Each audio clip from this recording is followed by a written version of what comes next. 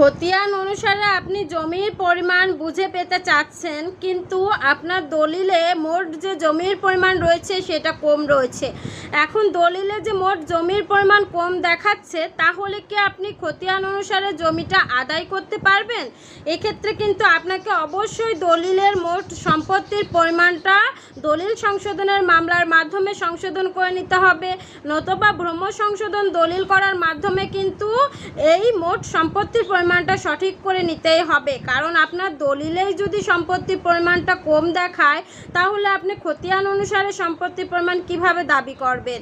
কারণ এখানে কিন্তু দলিলকে প্রাধান্য দেওয়া হয়। দলিল অনুসারেই কিন্তু আমরা সম্পত্তি যে দাগ নাম্বার রয়েছে ওই দাগে ভোগ দখল করে থাকি। সুতরাং দলিলে যদি ভুল হয়, অবশ্যই ওই দলিলটা আমাদেরকে সংশোধন করে নিতে হবে। সেটা হতে পারে ভ্রম সংশোধন দলিলের মাধ্যমে, হতে পারে না দাবি দলিল, অথবা দলিল